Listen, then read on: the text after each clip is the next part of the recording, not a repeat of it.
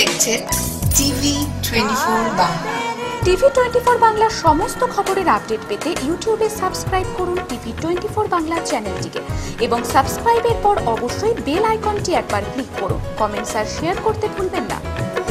TV24 Bangla.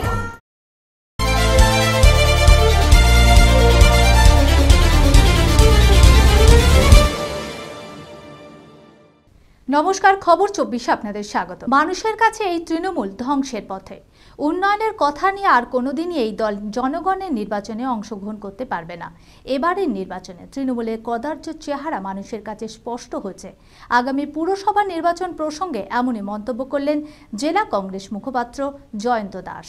অন্যদিকে জেলা তৃণমূল মুখপাত্র অশোক দাস বলেন, পঞ্চায়েত নির্বাচনে এ জেলায় যে ফল হয়েছে আগামী পুরসভা নির্বাচনেও বহরমপুরে একই ফল হবে।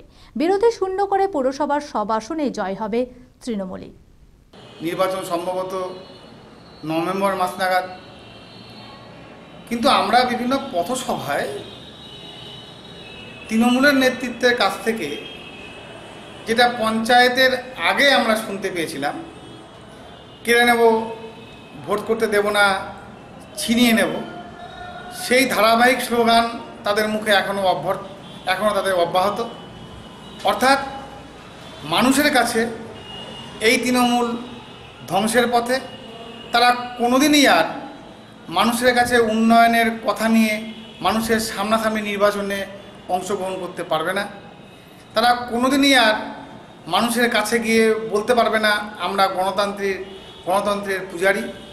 তারা কোনোদিনই মানুষের সামনে গিয়ে বলতে পারবে না মমতা ব্যানার্জির উন্নয়নের নিরিখে আপনারা আপনাদের আশীর্বাদের যা ফল আমাদেরকে দেবেন আমরা তা মাথা পেতে নেব। ফলে এরকম একটা রাজনৈতিক দলের কাছ থেকে অন্যান্য রাজনৈতিক দল যারা নির্বাচনে অংশগ্রহণ করবে তারা এর থেকে বেশি আর কিছু আশা করে না। নির্বাচন আসবে, সেখানে যেহেতু আমরা সর্বভারতীয় দল, আমরা তো কোনো আঞ্চলিক দল নই যে আঞ্চলিক দল হব আর সর্বভারতীয় স্বপ্ন আমরা দেখে বেড়াবো। যেহেতু আমরা সর্বভারতীয় দল, সেহেতু পৌরসভায় হোক, গ্রাম পঞ্চায়েত হোক, বিধানসভায় হোক আর লোকসভায় হোক, সমস্ত নির্বাচনে অংশগ্রহণ করাটা দলীয় রীতিনীতির মধ্যেই পড়ে। স্বাভাবিক কারণে নভেম্বর মাস আসলে যদি এখানে পঞ্চায়েত নির্বাচন সুষ্ঠুভাবে হয়, নিশ্চয়ই সেখানে একজন রাজনৈতিক দল হিসাবে আমাদের অংশগ্রহণ থাকবেই। পঞ্চায়েত নির্বাচনে যে ফলাফল হয়েছে মুর্শিদাবাদে, পুরসভা নির্বাচনও, বহরমপুর পুরসভা নির্বাচনেও সেই ফলই হবে। অর্থাৎ এখানে কংগ্রেসের কোনো জায়গা নাই, এখানে বামপন্থীদের কোনো জায়গা নাই, বিজেপির কোনো জায়গা নাই। বহরমপুর শহরের যে ব্যাপক উন্নয়ন, বহরমপুরের পৌরপিতা নীলরতন আড্ডের নেতৃত্বে যে ব্যাপক উন্নয়ন হচ্ছে, বহরমপুরের মানুষ এতে আনন্দিত।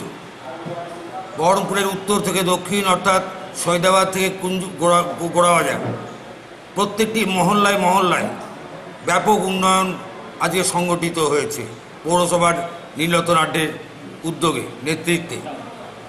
এবং বহরমপুর শহরে আজকে কংগ্রেসের কোনো যুবক নেই, সবাই তৃণমূলে চলে এসেছে, তৃণমূলের সঙ্গে রয়েছে।